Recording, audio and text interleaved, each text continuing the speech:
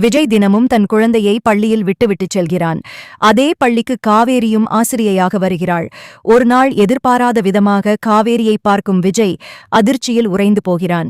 இறந்துவிட்டதாகச் சொல்லப்பட்ட தன் மனைவி உயிருடன் இருப்பதை உறுதி செய்து கொண்டு ஆவலோடு ஓடிச் சென்று அவள் தோளைத் தொட்டு அழைக்கிறான். ஆனால் காவேரி அவனை யாரென்றே தெரியாதது போல் கோபத்தில் அறைந்து விடுகிறாள். யார் நீங்க? எந்த உரிமையில என்னை தொடுறீங்க என்று காவேரி எகிற, தன் தந்தையை ஏன் அடித்தீர்கள் என்று குழந்தை அழுது கொண்டே கேட்கிறது. குழந்தையின் மனம் நோகக்கூடாது என்பதற்காக, நான் அடிக்கலமா, தற்செயலா கைப்பட்டுடுச்சு என்று காவேரி சூழலைச் சமாளித்து குழந்தையை அனுப்பி வைக்கிறாள். விஜயிடமோ மிகவும் கண்டிப்புடன் பேசிவிட்டுச் செல்கிறாள். குழப்பமடைந்த விஜய் பள்ளி நிர்வாகத்திடம் விசாரித்து காவேரியின் வீட்டு முகவரியை கண்டுபிடித்து அங்கு செல்கிறான். அங்கு காவேரியின் தாய் சாரதாவை பார்த்ததும் இருவருமே அதிர்ச்சியடைகிறார்கள். விஜய் உயிருடன் இருப்பதை அறிந்து சாரதா நெகிழ்கிறார். அதே சமயம் விபத்திற்குப் பிறகு காவேரிக்குப் பழைய நினைவுகள் அனைத்தும் மறைந்துவிட்டதாகவும், திருமணமான விஷயமே அவளுக்குத் தெரியாது என்றும் சாரதா கூறுகிறார். தன் குடும்பத்தினரே காவேரி இறந்துவிட்டதாக பொய் சொல்லி தன்னை ஏமாற்றியதை எண்ணி விஜய் வேதனையடைகிறான். காவேரிக்குத் தன்னை தெரியாவிட்டாலும் அவளை மீண்டும் காதலிக்கத் தொடங்குகிறான் விஜய். தினமும் பள்ளிக்குச் சென்று அவளுக்கு ஒரு புன்னகையை பரிசளிக்கிறான். ஆரம்பத்தில் தயங்கிய காவேரி மெல்ல மெல்ல அந்த புன்னகைக்கு அடிமையாகிறாள். ஒரு நாள் விஜய் வராதபோது அவளுடைய மனம் அவனைத் தேடுகிறது. விஜயின் குழந்தை தாயில்லாமல் வளர்வதை அறிந்து அவள் மேல் காவேரிக்கு தனி பாசம் பிறக்கிறது. வீட்டிற்கு வந்த விஜய் தன் தாத்தாவிடம் சண்டையிடுகிறான். எப்படி ஒரு குழந்தையையும் தாயையும் பிரிக்க உங்களுக்கு மனசு வந்தது என்று ஆவேசப்படுகிறான். தன் தவறை உணர்ந்த தாத்தா குடும்பப் பகை காரணமாகவே இப்படிச் செய்ததாக கூறி மன்னிப்பு கேட்கிறார். இதற்கிடையில் காவேரியிடம் நெருங்குவதற்காக ஒரு தந்திரம் செய்கிறான் விஜய். தன் குழந்தைக்கு மாலை நேரத்தில் பாடம் சொல்லிக் கொடுக்க வீட்டிற்கு வருமாறு காவேரியிடம் வேண்டுகோள் விடுக்கிறான். முதலில் மறுத்தாலும் குழந்தையின் மீதான அன்பால் காவேரி சம்மதித்து விஜயின் வீட்டிற்கு பாடம் எடுக்க வருகிறாள். இழந்த தன் வாழ்க்கையை மெல்ல மெல்ல மீட்டெடுக்க போராடும் விஜயின் இந்த முயற்சி காவேரியின் மனதில் மீண்டும் காதலை வளர்க்கத் தொடங்குகிறது. காவேரிக்கு பழைய நினைவுகளை திரும்பக் கொண்டுவர விஜய் எடுக்கும் அடுத்தடுத்த முயற்சிகளைப் பற்றி பார்ப்போம். விஜய் தன் திட்டத்தில் பாதியளவு வெற்றி பெற்றுவிட்டான். காவேரி இப்போது தினமும் அவன் வீட்டிற்கு வரத் தொடங்கிவிட்டாள். தன் சொந்த குழந்தையையே ஒரு மாணவியாக பார்க்கும் காவேரி அந்த பாப்பாவிடம் காட்டும் அன்பு விஜய்க்கு பழைய நினைவுகளை கிளறியது. மிஸ், எங்க மம்மி போட்டோ பாக்குறீங்களா என்று குழந்தை கேட்க காவேரி ஆர்வத்துடன் பார்க்கிறாள். ஆனால் அங்கிருந்த புகைப்படங்களில் காவேரியின் முகம் சிதைக்கப்பட்டிருந்தது அல்லது மறைக்கப்பட்டிருந்தது. ஏன் பாப்பா, உங்க மம்மி முகம் இப்படி இருக்கு என காவேரி கேட்க, தாத்தா தான் இப்படி பண்ணிட்டார் மிஸ், மம்மி செத்துட்டாங்கன்னு சொன்னாங்க, ஆனா டாடி நீங்க சீக்கிரம் வருவீங்கன்னு சொல்றாரு என்று மழலை மாறாமல் குழந்தை சொல்ல காவேரியின் நெஞ்சில் ஏதோ ஒரு பாரம் ஏறியது. விஜய் மெல்ல மெல்ல காவேரியின் விருப்பங்களை அறிந்து அவளுக்கு பிடித்த மல்லிகை பூவையும் தின்பண்டங்களையும் வாங்கி வந்து கொடுக்கிறான். சார், இதெல்லாம் எதுக்கு என்று காவேரி தயங்கும்போது, சும்மாதான் மிஸ், நீங்க என் பாப்பாவை இவ்வளவு அன்பா பாத்துக்கிறீங்களே அதுக்காகத்தான் என்று சொல்லி தப்பிக்கிறான். ஒருநாள் எதிர்பாராத விதமாக மழை பெய்ய காவேரி விஜயின் வீட்டிலேயே தங்க வேண்டிய சூழல் ஏற்படுகிறது. அன்று இரவு விஜய் பழைய ஆல்பம் ஒன்றை எடுத்துக்கொண்டு காவேரி அமர்ந்திருக்கும் இடத்திற்கு வருகிறான். மிஸ், உங்களுக்கு ஒரு கதை சொல்லவா? ஒரு பையன் ஒரு பொண்ண உயிருக்குயிரா காதலிச்சான். அவங்க 2 பேருக்கும் கல்யாணமாகி ஒரு அழகான குழந்தையும் பிறந்தது. ஆனா ஒரு விபத்து அவங்கள பிரிச்சிருச்சு. அந்த பொண்ணுக்கு எல்லாமே மறந்து போச்சு. ஆனா அந்த பையன் இன்னும் அவளுக்காகவே காத்துட்டு இருக்கான் என்று கண் கலங்கச் சொல்றான். காவேரிக்கு அந்த தருணத்தில் தலை லேசாக வலிக்கத் தொடங்குகிறது. ஏதோ ஒரு பிம்பம் அவள் கண்ணுக்குள் வந்து போகிறது. யாரு சார் அந்த பொண்ணு?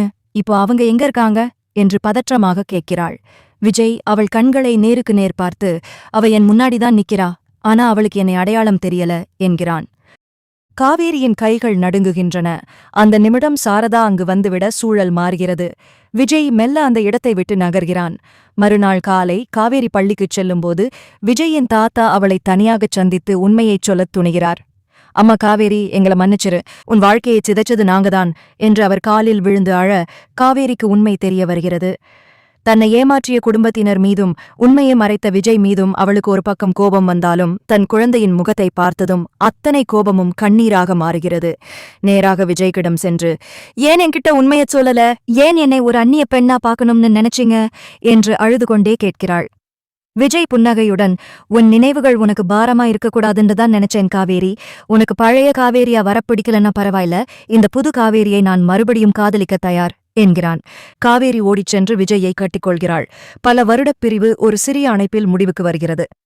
விஜயின் அணைப்பில் இருந்த காவேரிக்கு அவன் இதயம் துடிக்கும் சத்தம் ஏதோ ஒரு பழைய ராகத்தைப் போல காதில் ஒலிக்கிறது. மெல்ல விலகி விஜயை பார்க்கிறாள். உங்களுக்கு தெரியுமா விஜய், நான் உங்களை அடிச்ச அந்த நிமிஷமே என் கை துடிச்சது. ஏன் ஒருத்தரை அடிச்சதுக்கு இவ்வளவு வலிக்குதுன்னு நினைச்சேன். ஆனா அது என் புருஷனை எனக்கு தெரியாம போச்சே என்று சொல்லி மீண்டும் அழுகிறாள். விஜய் அவள் கண்ணீரை துடைத்துவிட்டு, அழாத காவேரி, உனக்கு பழைய நினைவுகள் வரணும்னு நான் கட்டாயப்படுத்தல. இப்போ நீ என் கூட இருக்கிறதே எனக்கு போதும். நம் பாப்பாவுக்கு அவளோட மம்மி கிடைச்சிட்டாங்க, அதுதான் எனக்கு பெரிய சந்தோஷம் என்கிறான்.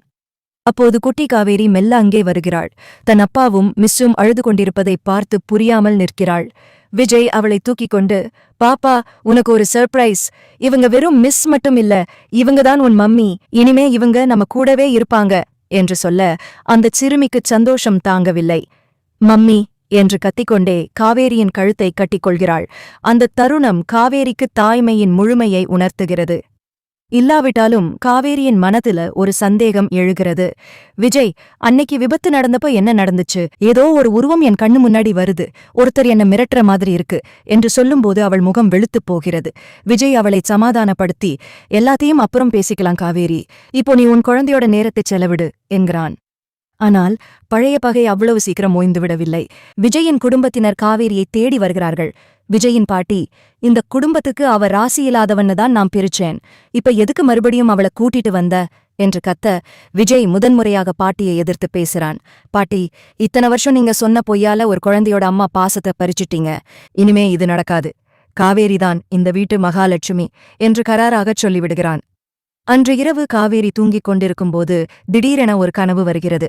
விபத்து நடந்த அன்று பசுபதி என்பவன் காரை மறித்துத் தாக்கியதும், விஜய் அவளை காப்பாற்ற போராடியதும் மெல்ல மெல்ல நிழலாடுகின்றன. அலறிக்கொண்டு எழுந்த காவேரிக்கு இப்போது பல பழைய நினைவுகள் துண்டு துண்டாகத் தெரிய ஆரம்பிக்கின்றன.